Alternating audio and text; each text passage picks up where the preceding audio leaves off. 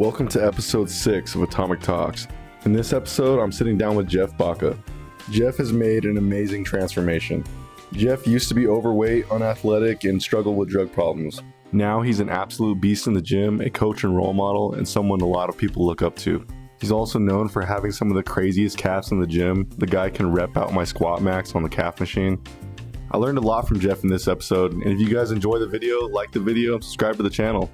All right, what's up, guys? Welcome back to another episode of Atomic Talks. Here I'm with my buddy Jeff.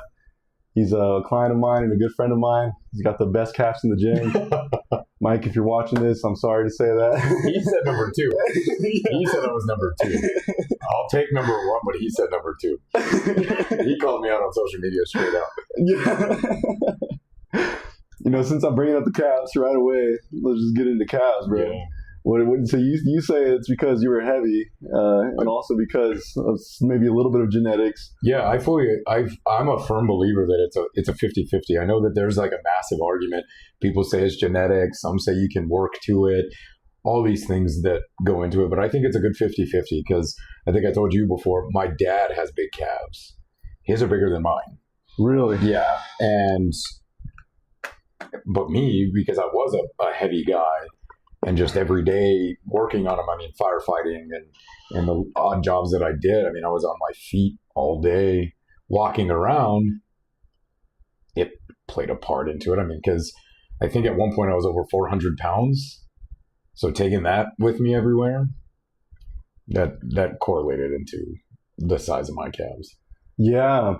And I feel like a lot of people wouldn't even guess that you were 400 pounds at one point, given where you're at now. A lot of people freak out when I tell them because, I mean, like when we're in the gym and we're lifting and we're doing stuff, like I just look like an average guy now. Like I'm stocky, a fit guy. Yeah, well, that's what I mean. Like I'm like an average like gym goer. Like I look like I'm in shape. Like, but they don't understand that at one point I have to say over 400 pounds because when I first started, I had lost a little bit of weight, but I weighed myself and I was like 395, you know, I'd already lost some weight. So I know I was 400, maybe even over. I don't know how much over because I wasn't a big fan of stepping on a scale. Yeah, that makes sense. I could see like even sometimes like whenever I'm trying to gain weight, I don't want to step on the scale. Yeah. The scale is still an enemy-ish of mine, because it's not always what I want to see. But even back then, I mean, I just didn't want to do it. So being that big and doing the things that I was doing, I've always been a fairly active guy. Never really been like a lazy type person. So doing those things, and I used to have to walk the Los Lunas Hill every day, carrying supplies up there. When you do wildland firefighting or just firefighting in general, you're carrying yourself plus the equipment. Mm-hmm. So I think that attributed to the size of my calves. Yeah, no, I could picture that. My calves are a little bit sore right now. I was just on a hike with my buddies and we're gonna get photobombed. Oh, nice. What did you say your name was again? Rose. No, don't come over here. I have a cat. And she's a needy cat. She looks cute though. She's awesome. She's just very needy. That's it. That's all she wanted to do. I was on that hike and my pack was probably around like 50, 60 pounds. So like I way overpacked for it. Yeah. But even then it's like you can feel just the weight of a little bit of extra weight even. I put on a weighted vest and went on a hike. And at the time, I think I was like 220, and I put on like a 20-pound vest. I'm like, how am I doing this at 240? There's no way that I was dying. I'm like, how did I do this every day at a bigger size? Yeah, okay, like, It was strenuous.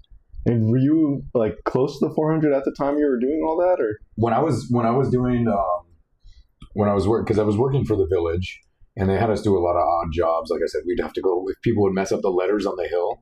I'd had to go fix them. Mm-hmm. And that's not an easy walk because from where you parked the truck to the point of the letters was, I think it was 2.5 miles. Mm-hmm. So we had to put chain link fence on and all this stuff. So yeah, it took me forever to get up there because I was so big. I was definitely, because I was younger, out of high school is when I gained all my weight. So I was pushing that 400 pound mark.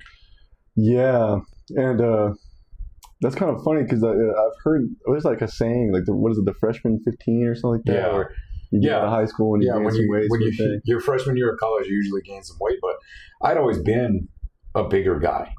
I had always been a bigger guy. I never thought I was short, but I weighed a lot, and I didn't ever think that I was going to be a small guy. I never thought I'd be under 300 pounds. Like, I just never thought that. That was always in my mindset. You're going to be a big guy. You're going to lose weight, but you'll never break that mark. So I was, like I said, I'd go to the gym and work out. I'd work for the village. I'd do all these things, and I was heavy, but I was active. Mm-hmm. So I just never thought, but it was just, I realized it was just the way, my lifestyle. Okay.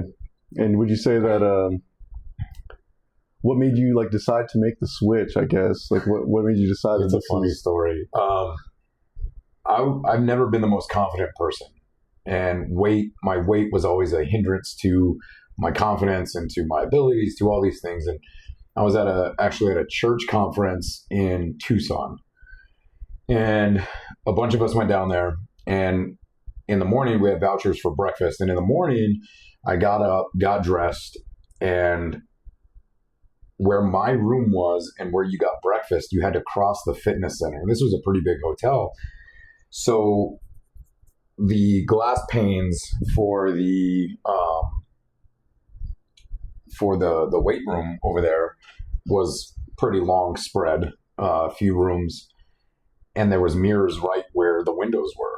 So I was walking in front of the fitness center, and I just happened to look to my right and see myself as I was walking to breakfast. And I was like, bro, what happened? Like, why are you so big? Essentially. And I was just down that whole day, and I was talking to a friend of mine, and I told him, I'm like, bro, I just feel terrible about myself. I don't like that I'm this big. I don't like how I feel. I put on 3 shirts a day to try and mask hide myself. I don't like it. And he's like, yeah, I don't like my weight either. He's like, how about when we get back, or when we get done with the day from the conference, how about we get back here and we just go to the fitness center? Everybody's planning to get ice cream and dinner. What if we do, while they're at ice cream, we lift and we just work out in the fitness center until they get back? I'm like, yeah, I'm about it, man. Let's do it. We go in there, and everybody was gone for like 3 hours getting ice cream. And we vowed to stay in there until everybody got back.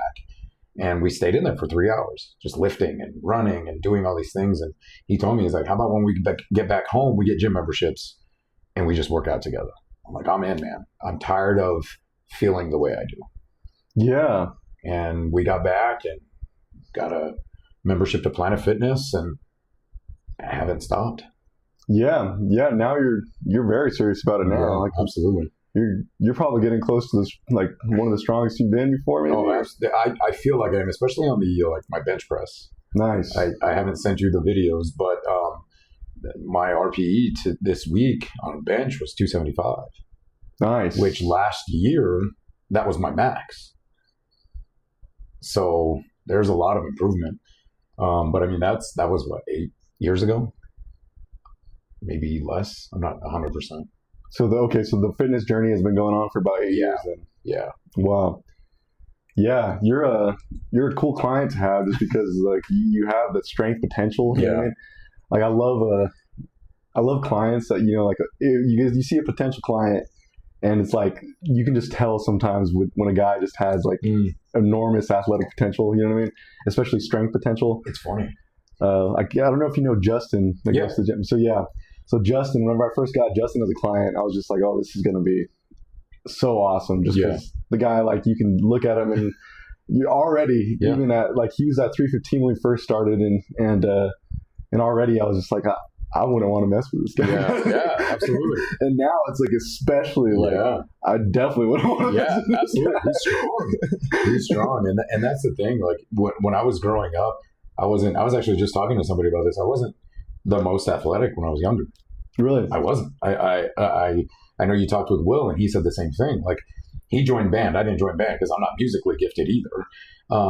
I love sports and I love to play them, but I was never good at them, ever. I think I'm more athletic now than I ever was when I was younger.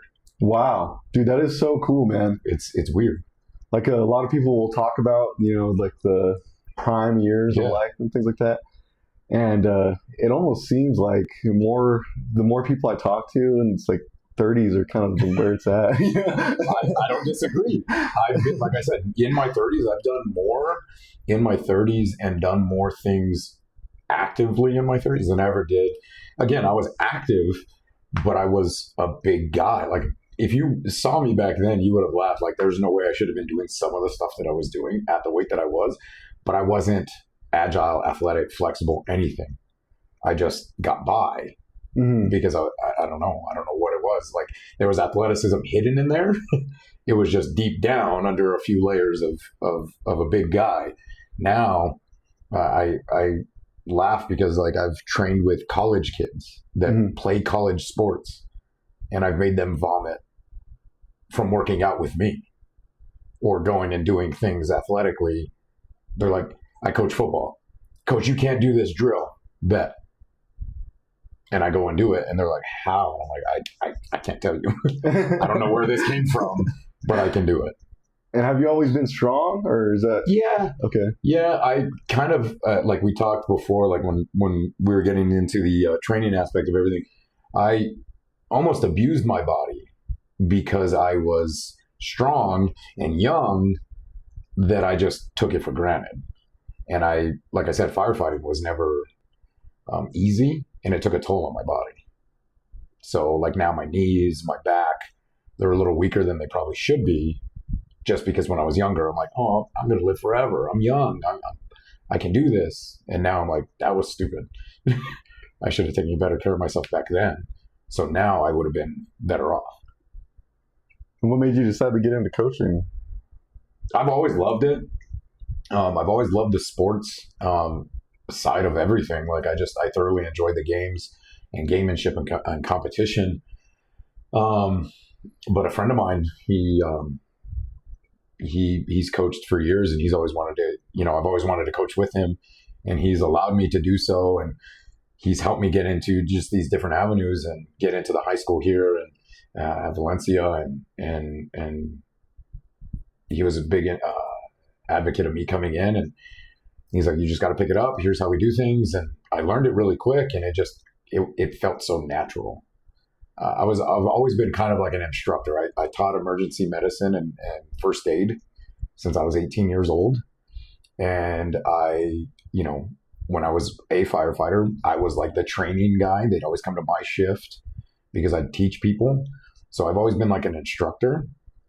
So that stuff comes natural. It's just learning the game is what, and not being so athletic. Again, I was having this conversation earlier, not being the most athletic guy. I learned the game more than I learned how to be athletic. So I understood the game in depth more than other people did. Yeah. That's an interesting concept, honestly. Like, I was watching this, do you know what Johnny Candido is? He's like a powerlifting guy on YouTube. I've heard it, yeah. So he had this video that I was watching. This is like a real recent video of his. And he's kind of basically talking about how, like, the title of the video is something along the lines of Eddie Hall's deadlift advice sucks. And that's just a funny concept, just because, Eddie Hall's like the deadlift guy. Yeah. You know what I mean? Like, he's like the epitome of deadlifting, right.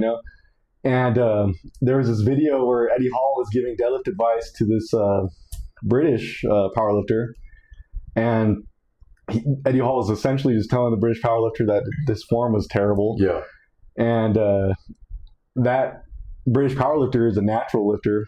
And he arguably has pretty good form, I would say. Yeah. I would say the majority of the powerlifting community thinks that British lifter does have good form. Yeah. And like the fact that Eddie Hall was kind of just trashing on his form is like, it was a little bit, people were skeptical when they were watching it.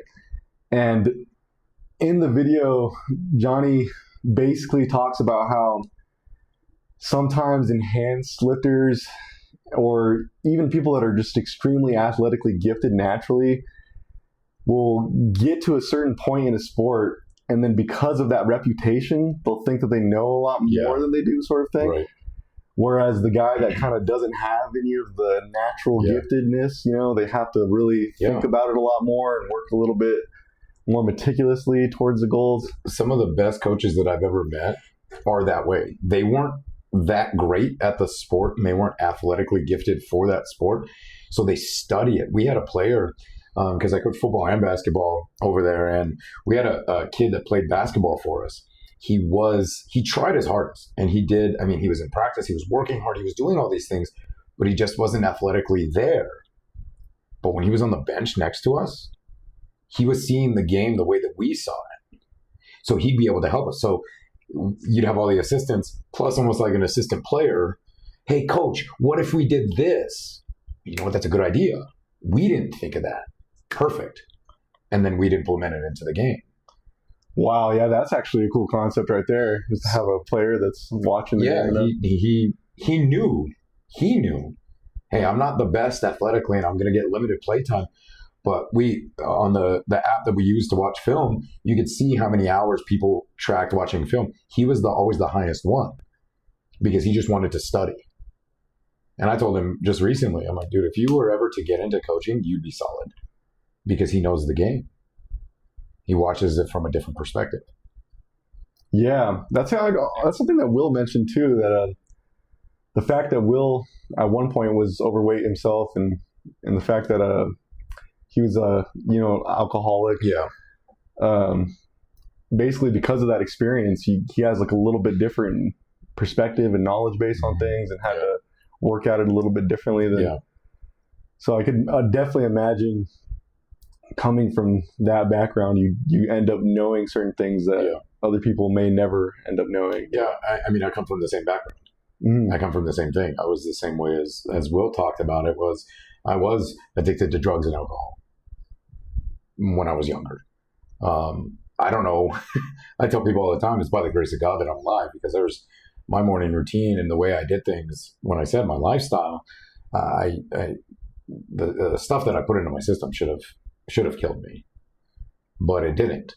And because of that, now I'm like, okay, we need to change this, but also, like family dynamics of it as well. Things that are in your family history. I'm like, I want to break these curses, and I want to break these things that have caused problems for my family members as well. Death and illnesses and whatever. Like, let's break that and let's do a 180. We can be over here doing the bad, or I can use what I would normally, use for bad for good to better myself in so many aspects. And when you say break the family curses, is that because you had family members that were like addicted to drugs and alcohol?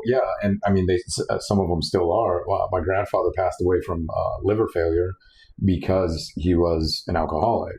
Some of my family members still are addicted to drugs. But also the way, like I said, the lifestyle, even the way we eat, it's hard in New Mexico to eat clean, really. Like, if you think about it, it takes a lot of dedication and determination to do it, because where you got cheese on everything, there's just the way you eat here. So like these generational things I wanted to just break. I had family members die from, colon cancer and Parkinson's and all these things. They are hereditary, but they can also be prevented by the way you do things. So I didn't want to die of liver failure. I didn't want to gain colon cancer, have these problems with Parkinson's, whatever, because of what I was putting into my system. And like I said, by the grace of God, he helped me get away from that stuff. And now, I mean, I'm 11 years sober from alcohol. I would say, I don't even know, like 16 years from drugs. Nice. So, wow. I mean, I don't drink anything stronger than coffee, and I don't take anything stronger than ibuprofen for that purpose. If you don't mind me asking, what drugs were involved? A lot of pills, whatever pills I could get my hands on. I didn't always know what they were. Hey, just give me something, because I wanted to have that high. And cocaine. Okay. Yeah. So those are the drugs of choice, essentially. Absolutely. Yeah. And that was the main stuff.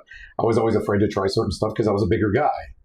Like I was talking to a friend not that long ago, and they asked about like Molly, ecstasy, and I'm like, the only reason I didn't ever take those was because they elevate your body temperature, and I run hot all the time. I'm sweating almost year round, especially at 400 pounds. So I was always afraid to take that stuff because I didn't want to overheat and die. But everything else, I'm like, let's do it, man. Let's party type deal. Yeah.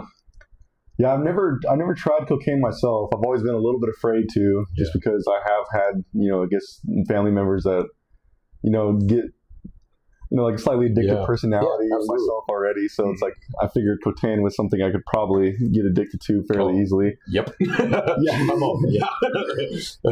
I recently heard, and I'm probably going to butcher the science behind this, but I recently, I think it was a Jordan Peterson video I was watching, and he was talking about cocaine and how it affects your reward systems in your brain. And there's like dopamine-based reward systems that are activated whenever you feel like you're heading towards a worthy goal, sort of thing.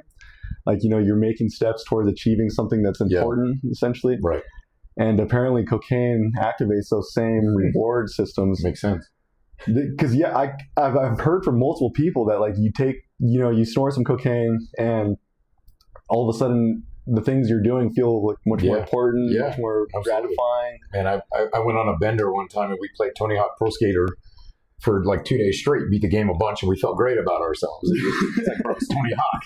Like, it's not a big deal. But like, that's the type of stuff that, so that makes complete sense. That, I mean, I never heard that. So hearing that now, that makes complete sense. Yeah, and that's interesting because I wonder if other drugs are similar, or if it's because for me, like the main drug that I've struggled with is marijuana, pretty much, and that's just lame to say, I know, but at the same time, it's like like ever since I was younger, I would smoke a lot, and actually it was just earlier this year that I finally stopped smoking weed. And I don't think that marijuana made you feel that same way. Like, it didn't make you feel like anything you were doing was extra more important or anything like that. If anything, I feel like it dulled it like dulled the negative feelings of being a piece of shit. Basically. I don't disagree. Because I smoked weed on top of all the other stuff as well. I mean, and I think if you use anything in the wrong context, it's bad for you. I don't care what it is. Will even talks about even working out. People can get addicted to working out to a point to where it's like you're so consumed by it that when you're reaching goal, it's never good enough. And I never look good enough, and I never feel good enough, and whatever. So whatever you do, I mean, I think it can have that negative effect on you, no matter what it is. Because when I was on drugs, I was not in a good place at all. Like, and I didn't feel reward-ish. Like now looking back at it, I'm like, oh, kind of. But like in the time, I was doing it to mask a bunch of things and to mask a bunch of hurt. The same thing with alcohol. It's just masking the reality of life. Yeah, that makes sense. I think that's kind of the reason that I smoked so heavily for so long, is just because like I wasn't aiming very high in life, and I felt like I had potential to be somebody. And I mean, I'm still definitely working through that process. I'm nowhere near to being somebody yet. Yeah. You know what I mean? But yeah, marijuana, I feel like was I used it a lot just to kind of cope with the concept of me not reaching the potential that I had. And how do you flip the script? How do you feel now without it? Do you feel like you're reaching that potential? You feel like you're a better human being? You feel like, you know what I mean? Yeah, I would say so. I'm like I said, I'm nothing special yet. I'm nowhere near where I want to be or anything like that. I'm still probably kind of a loser piece of shit in a lot of ways. You know what I mean? No, man. I mean, no way. Like I say that in like not in like a super self-deprecating way either. I mean, just that in the sense of there's a lot of areas of my life that are nowhere near complete or nowhere near complete's a bad word because nothing's ever really complete, you know. But nowhere near where I want them to be, and where I think they could have been if I would have gotten my stuff together earlier. Bro, I say that all the time, and I, if I can impart anything, how old are you? I'm 26. Dude, you're right where you need to be. When I was just getting out of drugs and I was still drinking and everything, I thought my life is going to be this way. This is how it's going to go. By 25, I'm going to be with a house, good job, married, kids, all these things. And I set these expectations that weren't destined for my path of life. Okay. just because you're 26, bro, I'll be 37 this year. I still don't have everything figured out. Ask the other guys that you interview, because they're all around my age as well. Ask them the same thing. They're going to say you're right where you need, and you're doing great. You just finished school, correct? Yeah, I just finished college about 2023. Right. Okay. So your life is essentially just beginning. Everybody thinks that because of social media or society or whatever, we have to be at a certain point at a certain time. That's false. Everybody's paths are different. And I'd always compare myself to people. I'm 30 years old. I'm 30. How come I don't have? How come I'm not here? This guy's here. This girl's there. Where am I? Nah, don't even. You're right where you have to be, doing the path and the journey of life that you're supposed to be doing. And it's all going to come together the way it's supposed to, whether right or wrong decision. If you make a mistake or you're going down the right way, it doesn't matter. You're going to go down this path of life and you're going to go the way you have. So to say that you're not where you need to be, that's fine. You got goals and you want to attain things, great. Go reach those goals, but put them to where they're attainable. I think you and I had this conversation before. Every day I wake up and I do little things to have little victories to set me up for success for the day. First thing I do is I get up, wash my face, and I brush my teeth. Boom, 2 things are accomplished. Make my bed. 3 things are accomplished. Now that's a better success for the day, as opposed to today I'm going to go buy me a house. Like, come on. Like, is that really attainable for the day? You know what I mean? Yeah. Okay. So you have expectations, which are great, but set them in a realistic expectation that you can attain in that day by day, week by week, month by month, year by year. You can have a big goal to achieve, but how am I going to chip away at that big goal? So if I want to buy a house by the time I'm 30, how are you going to attain, and day by day, week by week, month by month, year by year, attain that goal? You set little ones throughout the day. What made you come up with that concept, I guess? Like, that's pretty cool. It took me years, because so when I stopped drinking, I lost everything, man. Like I've had to rebuild literally everything. I was with somebody I thought I was going to marry. I had good jobs, because I was actually working 3 at the time. Like I had good jobs. I had a car. I was, trying to get a house, trying to do all these things. And I thought, hey, that 25 goal that I set for myself is going to be attained. I'm going to be married. I'm going to have kids. I'm going to have all these things. But I was drinking. And when I lost the girl, lost the place, lost the jobs, about to lose my car, now what? Now I got to restart. The whole cycle begins again. All the 25 years that I just put a lot of work into is gone, and I have to reset. Financially, everything. Mentally, physically, everything has to change. So I started just slowly, okay, how can I not lose my car because they're about to repo it because I'm not paying it? How do I stop from losing my car? Okay, that's accomplished. Now, and I just slowly looked at it. I'm like, okay, I can't go attain these big things that I was hoping for in the past, but how can I slowly chip away at it to get back to even normal? And it just came from there. Hitting rock bottom, dude, it'll do a work to you. Rock bottom, okay. Yeah. Yeah, that's an interesting concept to me. What do you think of when you think of rock bottom? Is that just like what the turning point for people, or is it kind of just? I teach people this, and my job as a coach, and like you talked with Mike, he'll agree with the same thing. My job as a coach is not just the sport. The sport's an additive. Is to make these guys better men. And I've always lived with the philosophy of it's not the situation that makes you a man, it's how you handle the situation that makes you a man. So hitting rock bottom, literally losing everything that I had and I worked for and that I loved, gone, and looking down from my back up going, that's a climb to get back to normal. That is going to shift my mindset. That is going to make it a curve to like where, okay, now we got to do things differently. What I knew in the past isn't going to work now. It's got to change, because everything I did in the past led me to flat on my back. Yeah, that's so like I've been thinking a lot lately, and this is partially just because I've been watching a lot of and reading a lot of Jordan Peterson. Yeah. I don't Have you heard of that guy by chance? I have. I haven't read or watched anything. He's a pretty cool guy. I like him a lot. I look up to him a lot, I would say. But he talks a lot about aim and kind of how your aim will basically dictate where you're heading. Yeah. And whenever you say rock bottom, it makes me think that like the aim is somewhere down until all of a sudden you get to this point where you just finally start to look up. And when you said just now, when you look up and you see that's a large mountain I have to climb, sort of thing, that is a very interesting concept to me.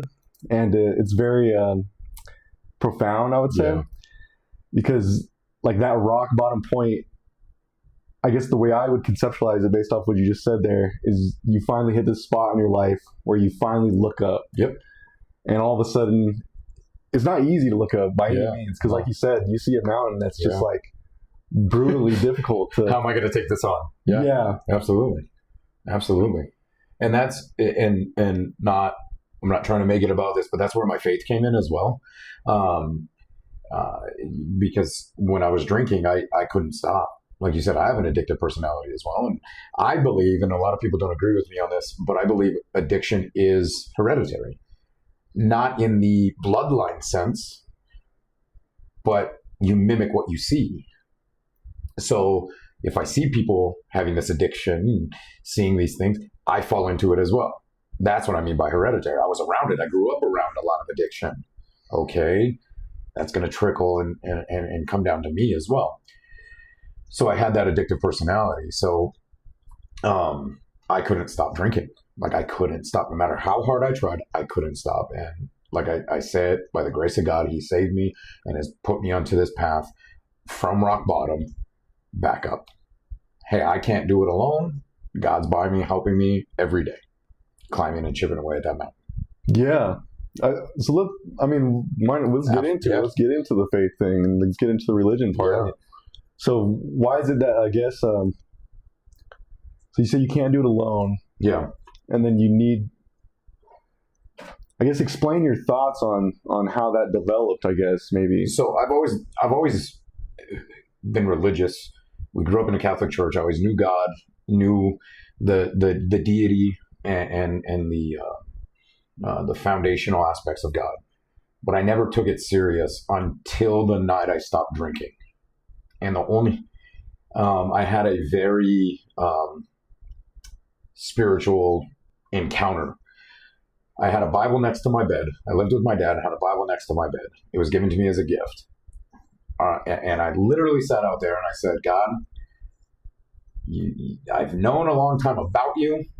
I've never heard from you. You may be real, you may exist, but I've never heard from you. So, and I'm holding the Bible and I'm like, you say this is your word and you speak to people through this. And that's what all these stories are about, of you working in and through people, talking to people, all these things. Well, talk to me because I need help. I'm going to die if I don't get help. And I literally, and this is where it's a supernatural experience, is I literally just cracked open the Bible that was next to my bed. And this verse, Psalm 50:15, was at the top of the page. And it said, call upon me in your day of trouble. I will deliver you and you shall glorify me. Okay, I'm in need. You're saying to reach out. That's what I'm doing. And you're going to help me. Got it. Then God, if I am hearing from you, take this alcohol from me. Take it from me because I can't stop drinking and I need to stop drinking. And from that day, 11 years later, haven't had a drop. Wow. And I was sick for 2 weeks and I feel like it was like the detox phase. But even the smell, now it's not so much, but at the beginning, the smell of any alcohol, I'd throw up instantly. Really? Because I did not desire it any longer and it did not want to be in my system. And that's where I say, it's not me. Everything prior to that night, I could drink your jug of water. I would sip tequila the way you sip water. And now, no desire, no anything to have alcohol. And would there be any like other wordings that you could like put it into almost other than maybe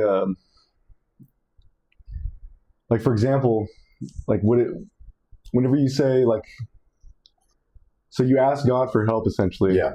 and he helped you lose the desire for having the alcohol. Would you say that there maybe like was there like an aspect of faith in the sense of you decided like perhaps if I follow this path that is in this book essentially, Absolutely. then Absolutely. things will get better? Absolutely, because even in the Bible it says, you know, follow my ways are not your ways, my thoughts are not your thoughts. And if you follow me, you'll have renewed life. And that's where it came from. And that night, man, I'll tell you, when I say a supernatural experience, it's not just the opening of the book. I felt a presence. Okay. I didn't feel alone. I felt a presence. And according to biblical terms, that's the Holy Spirit coming in and impacting me. And from then on, it's been a complete change. I tell people all the time, if you would have met me, what are we going on, 11, 12 years ago, you would have hated me. I was a jerk. My attitude was completely different. The way I did things was completely different. And I was always drunk. I was never a joy to be around. I don't know how I almost got married, how she even withstood me. You know what I mean? So that night, there was, what I mean by supernatural wasn't just me opening the book. There was a presence there, and it felt like I was in this white room, you know, just this empty white room. Like, have you seen Bruce Almighty? I think With Jim so. Carrey and Morgan Yeah, Freeman, like he goes into that upper room and it's like this clear room. That's what it felt like. I was in this space and God was there. And he's like, I've been trying to, I talked about it with my mom's funeral. I've been trying to get your attention. And here's how he got my attention. Well, now let's go do what he's called me to do. And that's how I follow it. Everything I do, I'm not perfect. People think that as a Christian, you're like these goody two-shoe people and stuff. No, man, I'm not. I'm a failure. The Bible says we're sinners. I fail daily, but I work through the grace of God. That's it. Yeah, that makes a lot of sense. I like some people will talk about how asking God for help is essentially no different than thinking itself. Yeah. Just because when you're trying to think and solve any problem, you're kind of asking God for help. Really. I'm a firm believer that it doesn't have to be outspoken, because again, Bible says he knows our thoughts before and our hearts before we even speak words. So if I'm thinking it and I'm okay, well, how am I going to, well, here's a direction that you can take for it. And previously, before that, you said you'd always been sort of religious because you grew up with a Catholic background. Was it reaching rock bottom that just made you? Yeah. Okay. Absolutely. I know where you're going with it. Yeah, absolutely. Because prior to that, I knew, but I didn't, one, understand, or two, take it serious until rock bottom. And I'm like, man, I can't go any lower unless I'm dead, and they're going to put me 6 feet in the ground, which is where I'm headed. And that night, it was Christmas night, 11 years ago. That's when I saw I'm literally heading for death. I'm literally heading to a grave if I don't change, but I can't do it alone. Are you currently Catholic still? No, so we grew up in the Catholic Church. I don't want people to think anything of it. I think Catholics are Christians, but I'm a non-denominational Christian where I don't, there's different theology there, but I'm just a Christian. Okay. Yeah. And has your family always been religious, or? So yeah, I mean, we are, like I said, we all grew up in the Catholic. It's very common around here, right? Having the Roman Catholic background. I mean, you see all those churches all over. Yeah. Very common here because it's more the Hispanic culture. So yeah, my family, all of us. I mean, my grandparents, my parents, my siblings, we were all born and raised, baptized, everything in the Catholic Church. It was just like little things with it that I didn't agree with, that I was like, this can't be right. And again, they're not wrong. It's just the theology is just a little off from what I actually believe, and what I believe is biblical truth. So they all were, in a sense, but now everybody's kind of, I guess I was the first one to break that as well. I mean, my sister sits with me every Sunday in church. My brother has gotten back to it, and and my mom, before she passed, she was a believer. Like, so we all kind of, she sat with me in church. We've all done that kind of, I don't want to say flip, but more so away from the Catholicism into just Christianity in itself. That makes sense. Yeah, I grew up Catholic myself as well. Yeah. And I don't know what originally caused like somewhat of a detachment from the concepts of faith. And well, I guess that's not entirely true. I know, like, so I'd always been really, I would say, a fan of the Bible, essentially. Yeah. There's some cool stories in there. There's really cool stories. And like, I remember, I've always thought that there's a lot to learn there. Mm-hmm. And there was a period during high school where I started to become somewhat nihilistic, I would say, where like, like we're just on this pale blue dot on Earth where, nothing really matters, sort of thing. And then you'd learn certain things, like in science classes, for example, learning about evolution, for example, was a big part of it for me.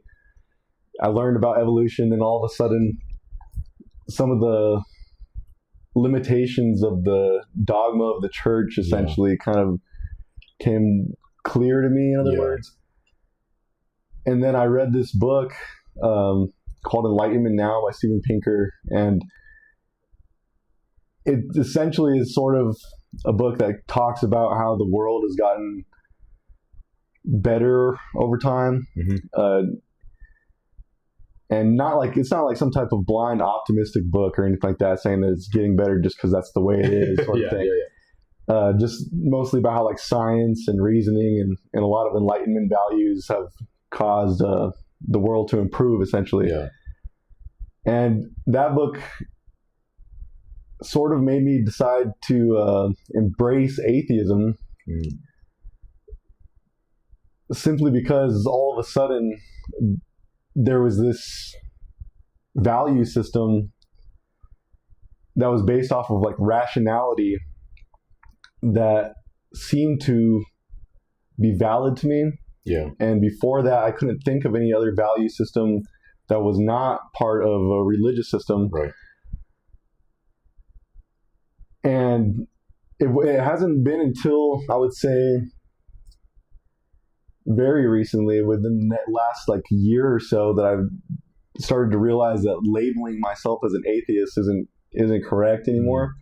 And by being correct, I just mean that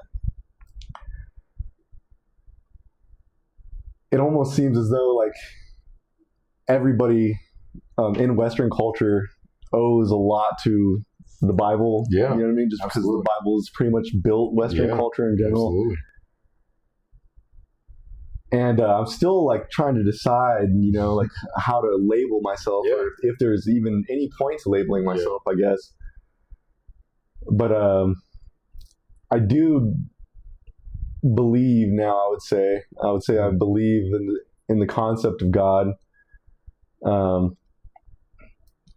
Like, simply because like the reality that we live in isn't entirely objective, it's like it's all an experience that we're having. So it's like the storyline of it all makes a lot of sense to me to think about. And I've been thinking like a lot in biblical terms lately. It's probably a lot to do with Jordan B. Peterson also.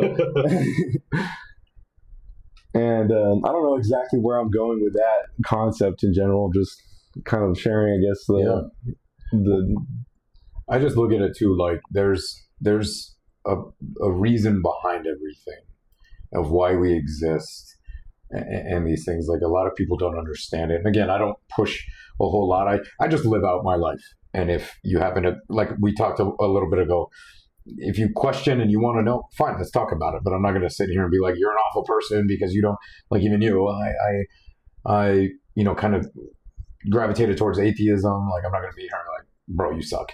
Like, how dare you? No, we're all entitled to our own beliefs. My job is to give you what I believe. And I preface it with that. What I believe is the truth. And the Bible is true. It is real. It's been proven. It's scientifically. I believe in science, but I believe science was given to us by God to prove his existence. We've just mucked it up to try and disprove him, because the Bible says that the world is evil and man's hearts are evil. So, okay, if that's the case, we're going to do whatever we can. Again, history repeats itself, and you go through biblical teachings and you go through biblical times. They did everything against God. You know, they walked through the desert and complained about it, even though God said, hey, we're gonna get you to a place. They walked through the desert complaining, and as soon as they got to the place that he designed for them, they built altars to false gods. We're just wicked. We're just sinners. We're failures. And that's okay. So to think that God doesn't exist based on where we live and we're not just a blue dot, there's a purpose for our lives. Mm-hmm. But we have a choice. That's the beauty of free will. God loves you and wants you to be a part of his family and his kingdom. He's not going to force it on you. It's up to you to decide. And that's how I feel with it. And I was rejective of it just by my actions. I believed, but my actions showed otherwise. Mm-hmm. Until I hit rock bottom. He's like, all right, do you have your attention now? Absolutely. I got nothing. What else can I go to? Good. Now follow me, and you're going to see a change. And that's all that's happened in the last 11 years. So for you, I don't know, but there's a purpose. The earth has its purpose. The timeline has its purpose. Revelation is very clear on what's supposed to transpire in order for the second coming of God. We're running that timeline. Just saying. So yeah, there's a purpose here. That makes sense. Yeah, I would definitely agree with I definitely have changed the viewpoint a little bit on the life being purposeless sort of thing.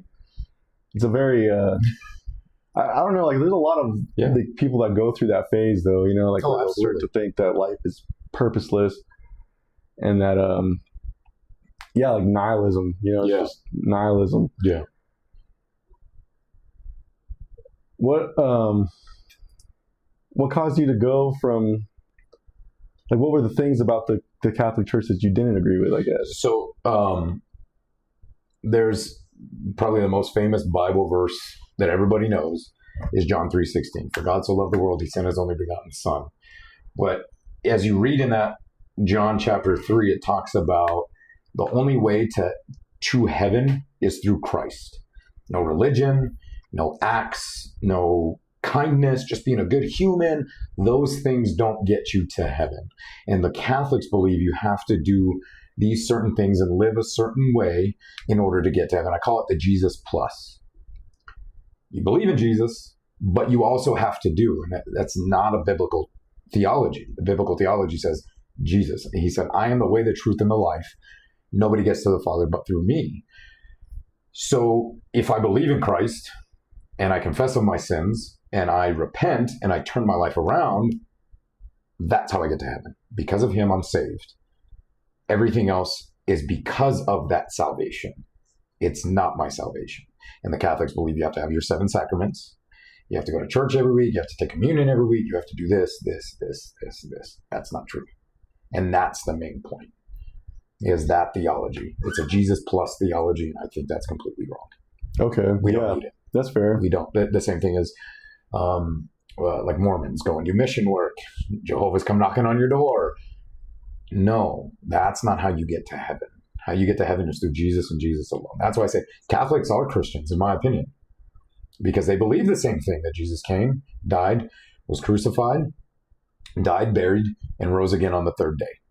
And he's seated in heaven. That's the belief. That's what saves you. That's it.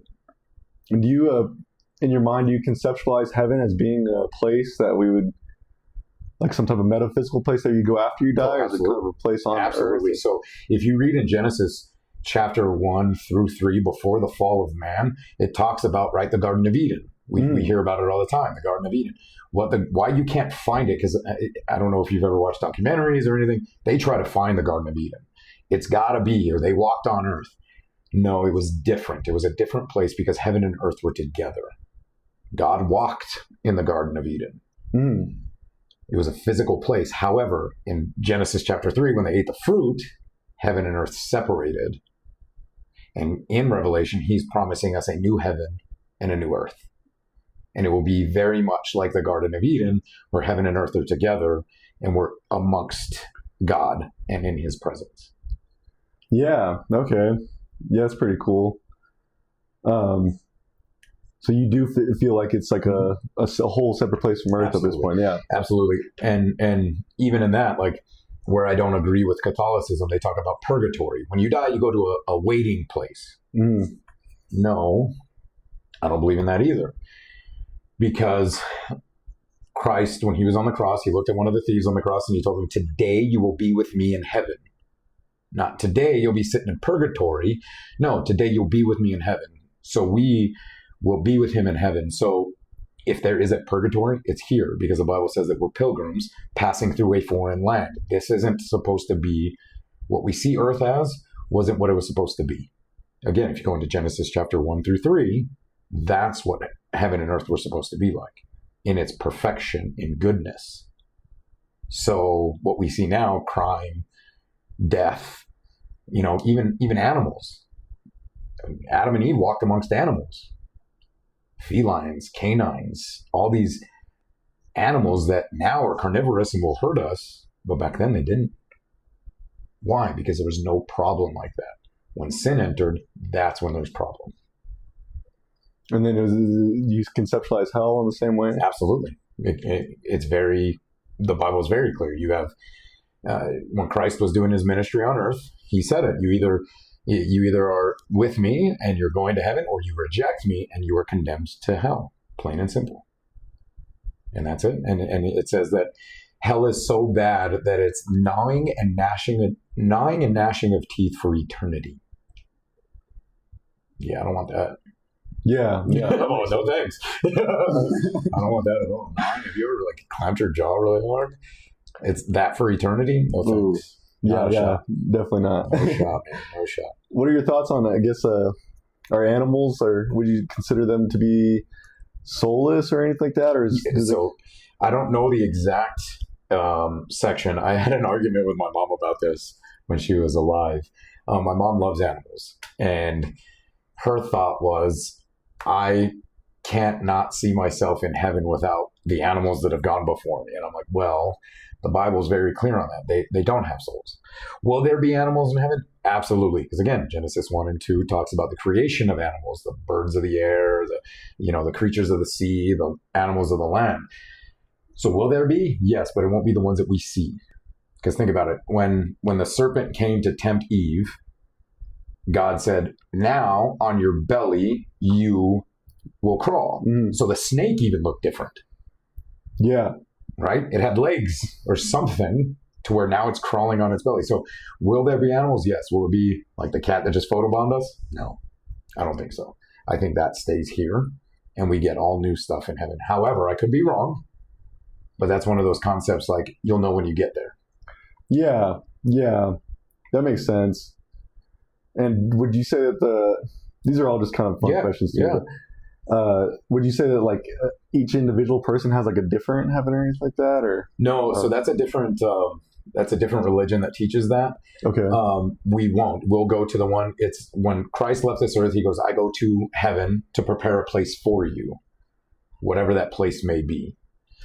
In my mind, the way I look at it is, it says that he goes to prepare a mansion for us. So we'll have a home in heaven, but it's going to be completely different than what we know and what our minds comprehend of what a home is.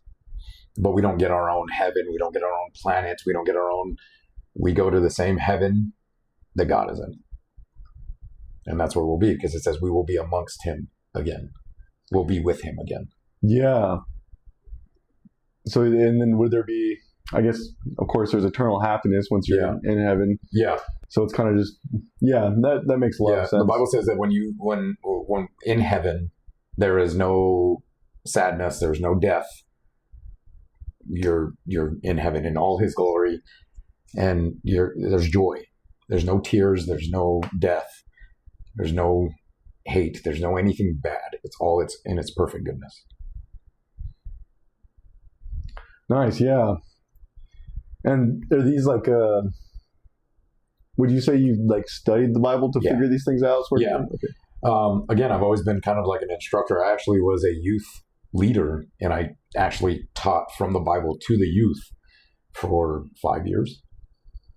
Why is it that you think that some people extrapolate such a different perspective after reading it, I guess? Because they take it out of context. So I can get one verse, and that's when I got into the argument with my mom about the pets.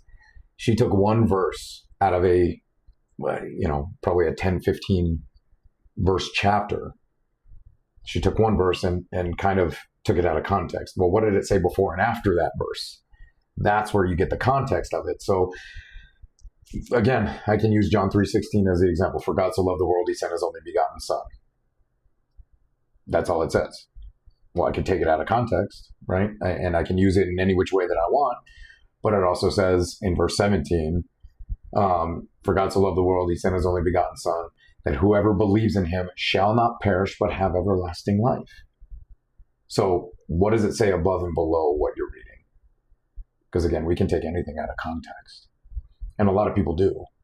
The Bible says it. The devil knows what the Bible says, and he will use it against you, because he even tried to do that when he tempted Jesus in the desert after 40 days and 40 nights of fasting. Mm-hmm. Well, it says in the Bible that if you were to jump from here, he'll send his angels to catch you. Yeah. Actually, Jesus said, this is what it says, and he corrected him.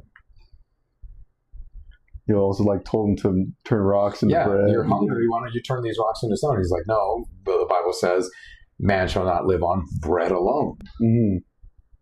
So, again, you can take it out of context. Do you think that God has a preference on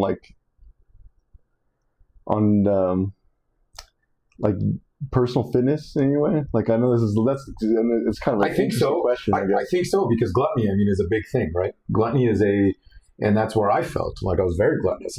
Mike and I were actually talking about it today. That fat guy in me hasn't gone away. I love food.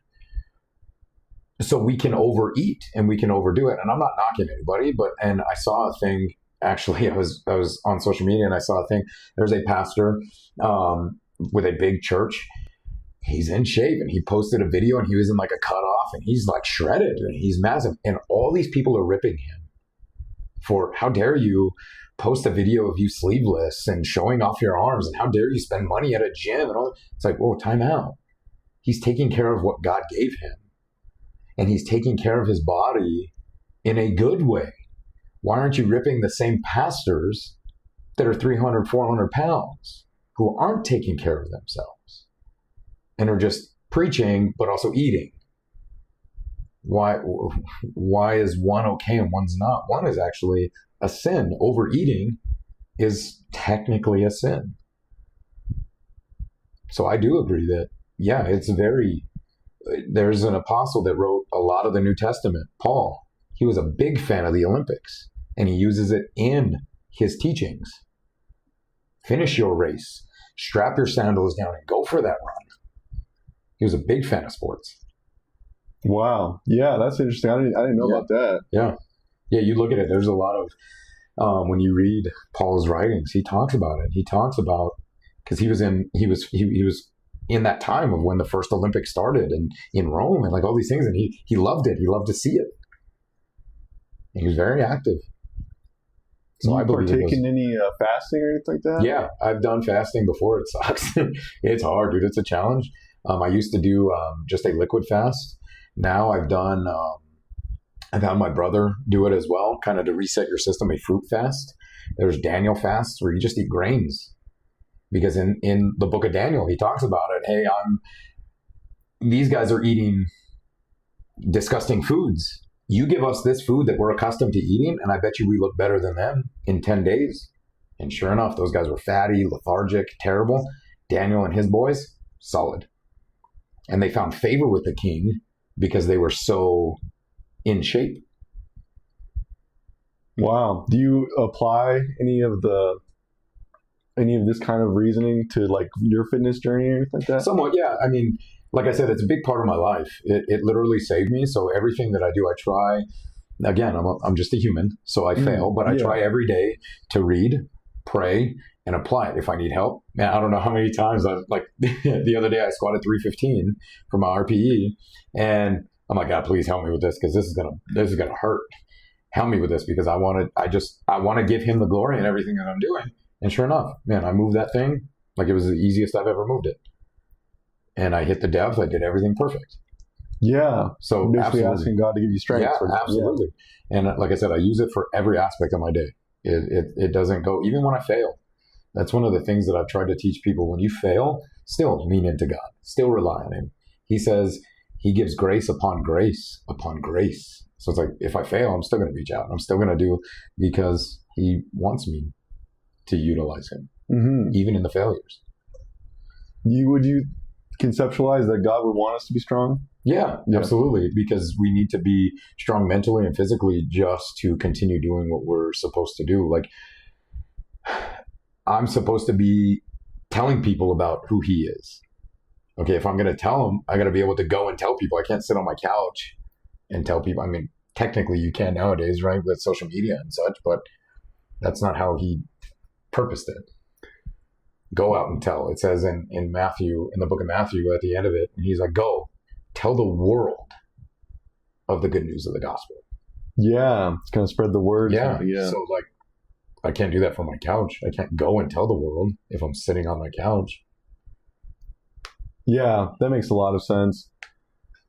And I guess switching a little bit back to the fitness journey aspect of things, have there been any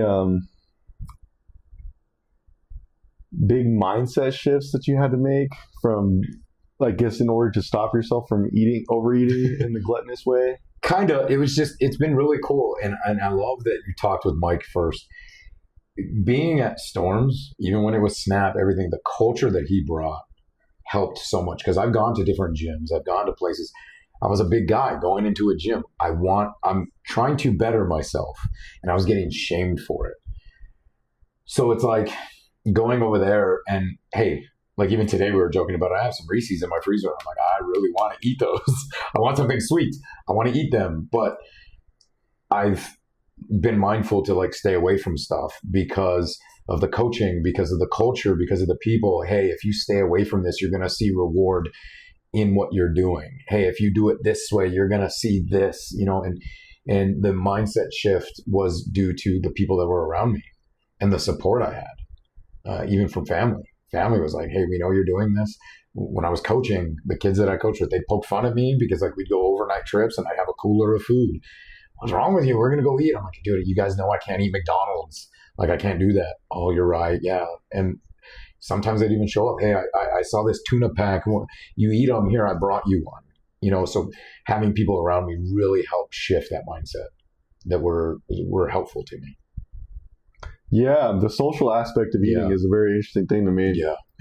Like, it's almost like if you live in a household with other people, especially, I think it makes a lot of sense to communicate to them that you want to make a change in your food environment, essentially. So, and like I said, my family was very supportive in everything that I've done, and it's trickled down to my family that they saw, hey, you can do it. We want to do.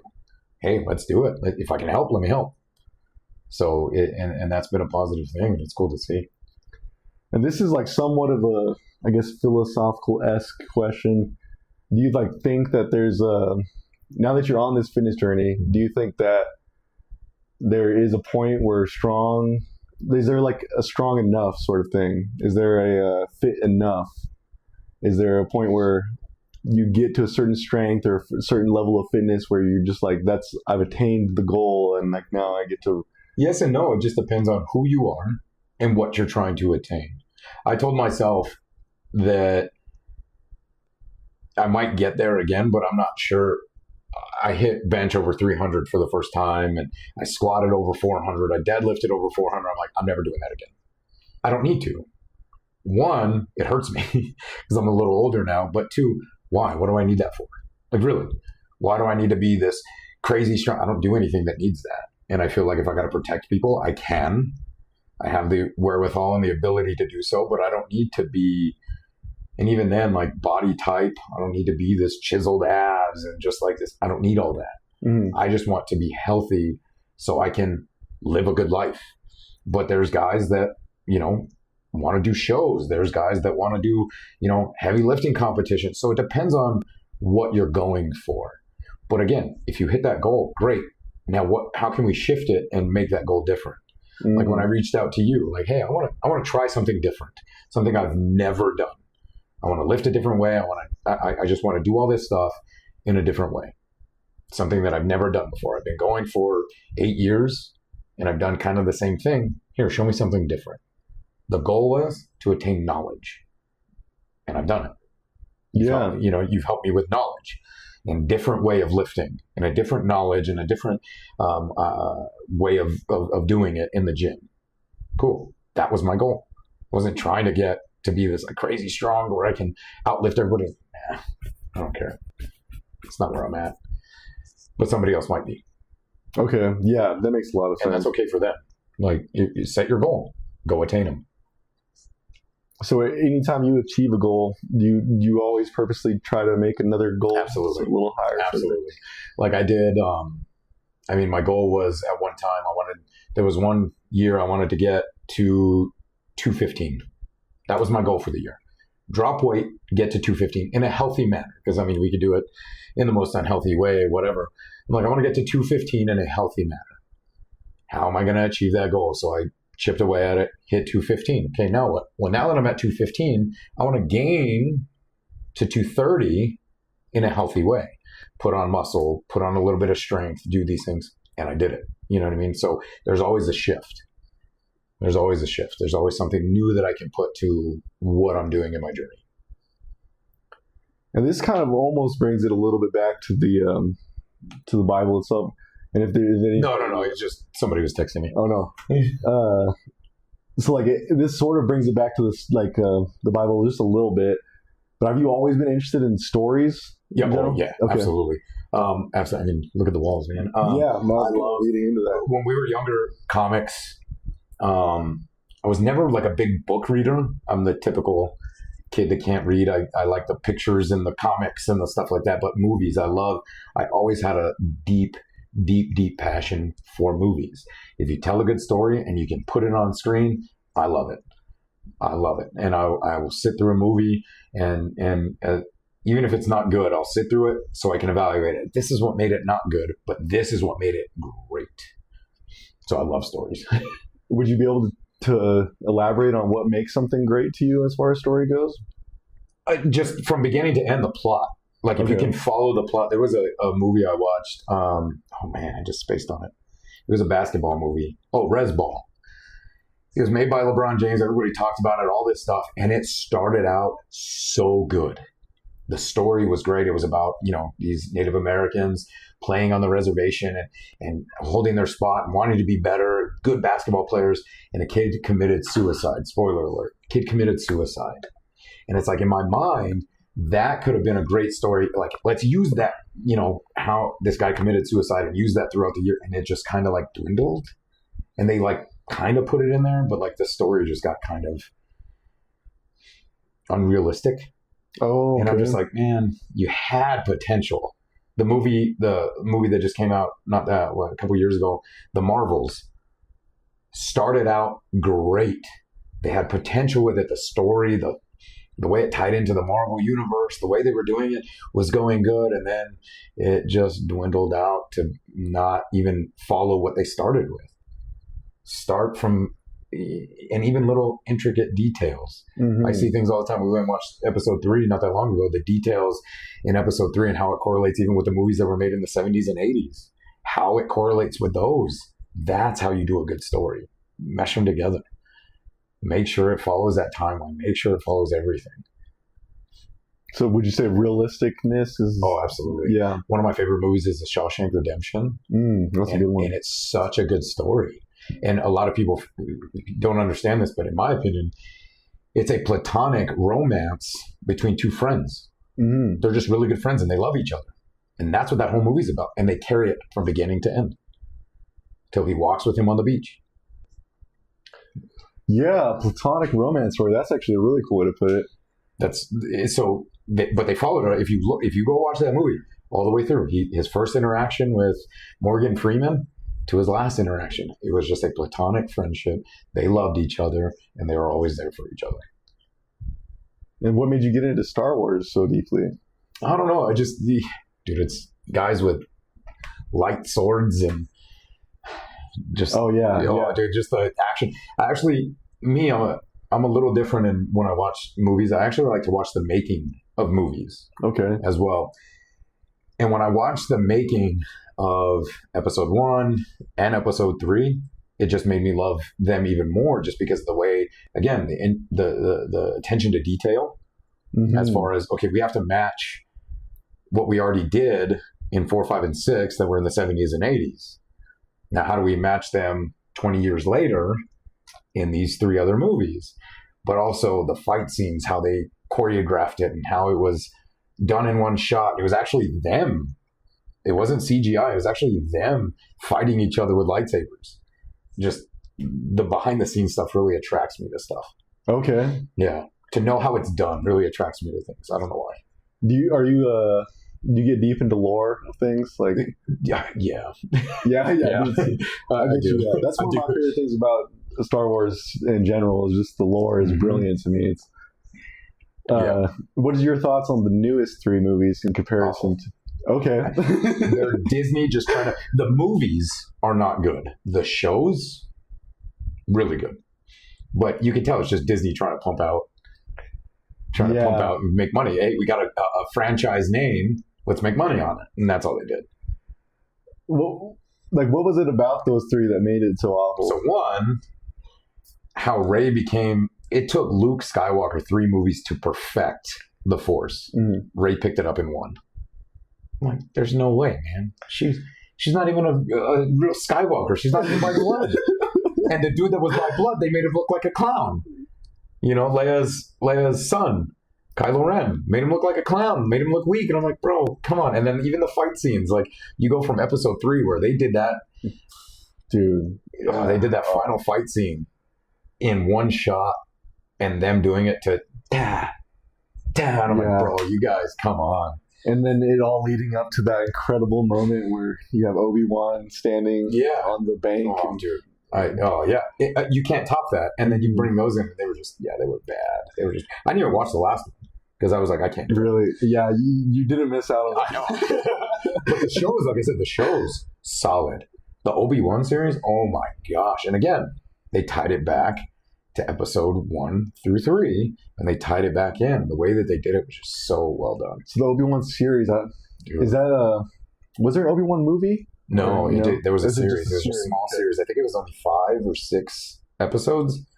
Did it have the same actor or something like that? Okay, I think Ewan McGregor was Obi-Wan. And what's crazy, again, I watched the making of the Obi-Wan series. Hayden Christensen, who played in the 2nd and 3rd film, he actually got in the Vader suit. And he was Vader. It wasn't nobody else. It wasn't somebody else doing stunts. He was in the Vader suit doing the Vader movement.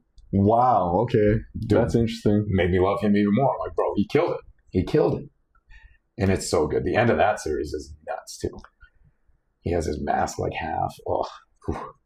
I don't know if I watched the entire series. I have to go back and check that out. So good. Watch it. It's great. And what were your thoughts on the what's it called, Andor? I haven't watched it yet. Haven't watched it yet. I haven't really watched a lot of TV in a while. I kind of stay with the same stuff. I watch a few podcasts and such like that, but I watch a lot more movies. I haven't really watched a lot of TV shows. Like a friend of mine was like, "You got to watch Daredevil." I'm like, man, I just haven't watched it. Yeah, they're time consuming. He's like, it's so good. I'm like, man, but I can be doing something else. Yeah, I get you. Yeah, I can be doing something else. And you said you didn't watch that 3rd movie of the newest one. Are you kind of aware of what all went down? Yeah, I know what happens. I'm just like, it's not good. It's still not good. Like one part that genuinely confused me, I guess, is they bring Emperor Palpatine back. Yeah. And dude, as far as I could gather, it's off of this concept that's like they cloned Emperor Palpatine before he. Yeah, I'd have to watch it. I might be totally wrong in the lore aspect of that there, but essentially it sounded like they cloned Emperor Palpatine, so they could make even another 3 movies now, and Emperor Palpatine would still be the just trying to pump out movies. It's just money grubbing. That's all they're doing. That's all they're doing. And Marvel, that's another big one. Oh, I love Marvel. We grew up. My brother was a big comic book guy, and we grew up with all of them, and he'd always share. We'd read them back and forth, and we always had toys, and we always had everything. So I was always into Marvel. I've always have been. Are there any particular superheroes that you like the best? So I have like a top 3. One is the Hulk. I love the Hulk because he's a 2-part thing, right? So he gets really angry and he turns to a big green strong monster. Now, the Marvel Cinematic Universe did his character dirty. They didn't play him right at all. So, but in the comics, like he's just a massive. He can destroy anything. He can kill anybody. He can hurt anything. But he's also a scientist, so he's insanely intelligent. Number 2 is Beast from the X-Men. Why? Same thing. He's the blue character. Yeah, he's a scientist who's insanely intelligent, but he'll whoop you down if he has to. He's not afraid to fight, and he can do some damage. And the other one is Wolverine, just because it's Wolverine. Man. He's just bad. He's just a bad dude. Beast, in his lore, does he turn into the Beast permanently at some point? Yeah, so it's just a scientific experiment gone wrong. Okay. Yeah, and that's what happens. So he stays as Beast the entire time. And they're bringing it back, which I was talking. The Marvel's movie, like I said, awful movie, but the end credit scene had Beast in it, and I was geeking out. I was the only one in the theater, like, oh my gosh, it's Beast. And it was like the original one of Kelsey Grammer from the old movies from 20th Century Fox. And I'm like, oh my gosh, it's Beast. I was the only one freaking out. Nobody else. I was like, that's how I know. Anyway. Yeah, I was so pissed off. That's interesting, yeah, because once you mentioned Beast as a number 2, that was interesting to me just because a lot of people kind of completely disregard that character. But he's a... Dude, if you watch X-Men 3 from like 2003, he's in there and he's wrecking people. He's just beating dudes up, but he's also a diplomat.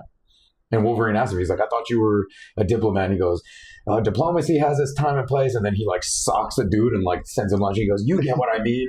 And I'm like, that's Beast. He's smart, he's intelligent, but he'll wreck you if he has to. Yeah. Yeah, I love that. Is there any other movies other than Marvel movies or I'll watch anything at least once but it has to catch my attention, as bad as that sounds. Mm-hmm. And then I love Disney. I'm a big Disney nut as well. Mm-hmm. I've always loved the movies since I was a kid, and then going to like Disney World and Disneyland completely changed me as well, because I'm like geeking out about all this other stuff as well. But like I said, I'll watch anything once as long as it has the attention, or somebody tells me, hey, this is a good movie, here's why. Okay, I'll watch it. Okay. And I'll give it a shot. If it sucks, I'll never watch it again. Have you ever been into fantasy style movies or anything like that? Yeah. I'll watch. I never got into like the Hunger Games or those ones or anything like that. But how about like medieval fantasy style things, like Lord of the Rings, for example? Yeah, dude, I love Lord of the Rings. Okay. I love Lord of the Rings. I never watched The Hobbit though, because it was like a little dry to start, and I'd fall asleep during it. But I want to watch that. I need to watch them. But the Lord of the Rings, man, I love the Lord of the Rings. Such great movies. Mm-hmm. Yeah, that's probably my favorite story ever, is the Lord of the Rings trilogy. Yeah. I love The Hobbit also. Never watched that one. If you ever have a bunch of hours to get the books. Oh yeah, dude. We read the books when we were in school. Really? So like I know the stories. It's just I watched the first 3 Lord of the Rings, and they were great. They were done perfectly. Peter Jackson killed it. Yeah. I do love the movies very much. Like they have a special place in my heart just because I watched them at such a young age, and I fell in love with them at such a young age. However, after reading the books, I gotta say, like, books are always better. Yeah, exactly. It's like one of those things where like, it's like I love the movies still. Don't get me wrong. I can still watch them like probably over and over and over again. But yeah, there is something about the books that just are so amazing to me that it almost in some ways ruins certain aspects of the movies and things.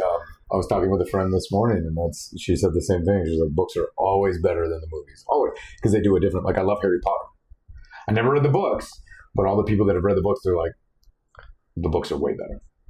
And I'm like, I'm sure, but the movies are pretty sick. Oh yeah, yeah. So I haven't read the Harry Potter books yet. I read the first one. Really? Yeah, that was it. But I had to, because in school they were like, this is part of your reading. I'm like, damn. And it was like a fat book. Yeah, yeah. Come on.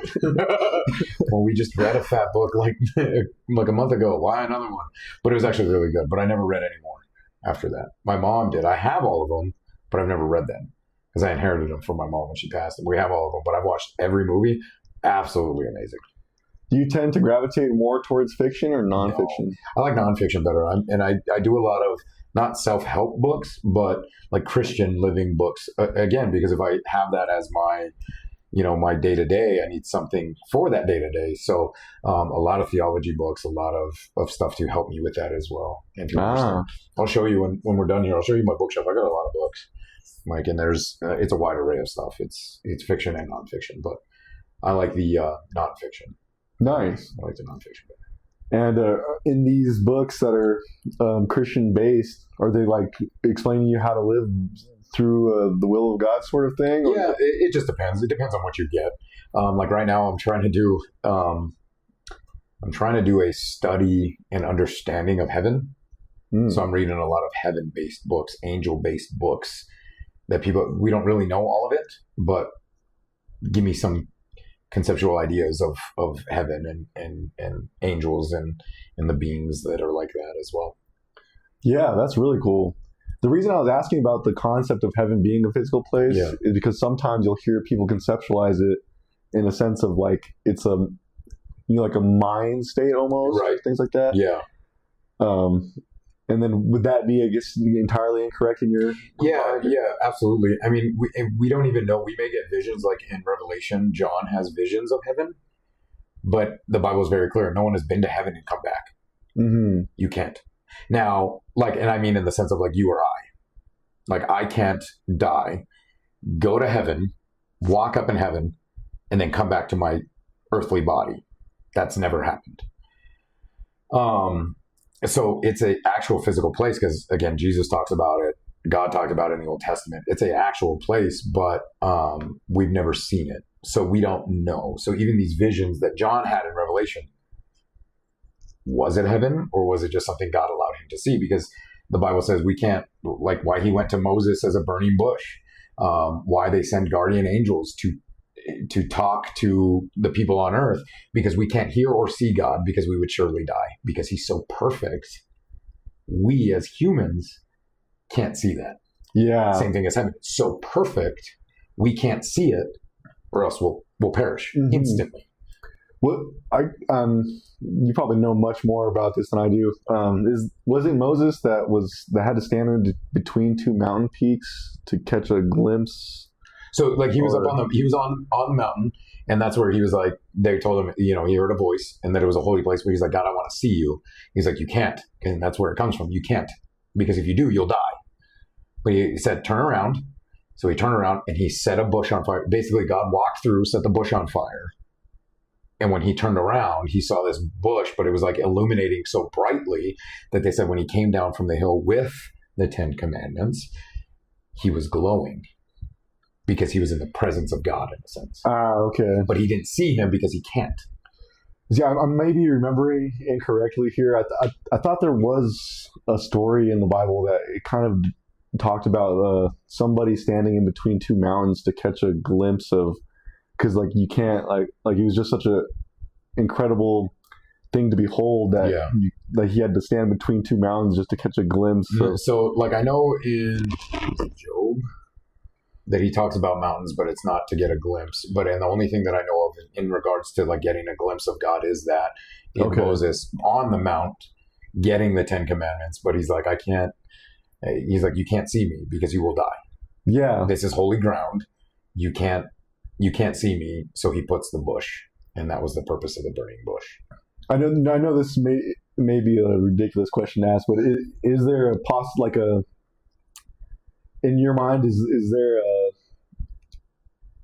between the Old Testament and New Testament, is there one that you prefer to read or anything like that, or maybe connect more? My favorite book is the book of James. James is the half brother of Jesus. And what I love about it is, one, he was doubtful in who Jesus was. and that he actually died and resurrected and all this. But then he realized when he saw Christ, and he was like, whoa, this actually happened after death. He's like, whoa, this actually happened. He died and he resurrected. And the way James talks is very much the way I am. I'm very blunt, honest, and to the point. There's not, and I'm working on it, but there's not a lot of empathy. I'm just a straight shooter.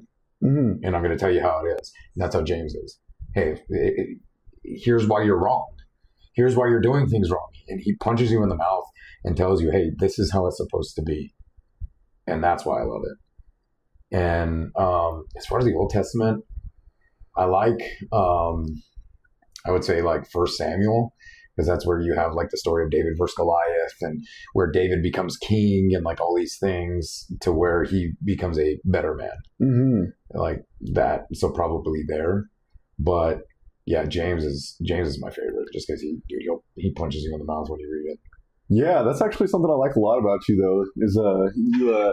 I mean, not physically. I'm just straightforward. Yeah, dude. Yeah, and also I feel like you have a tendency to say what's on your mind. Yeah. You have a tendency to say the truth. Yeah. Or whatever you consider to be the truth, at least.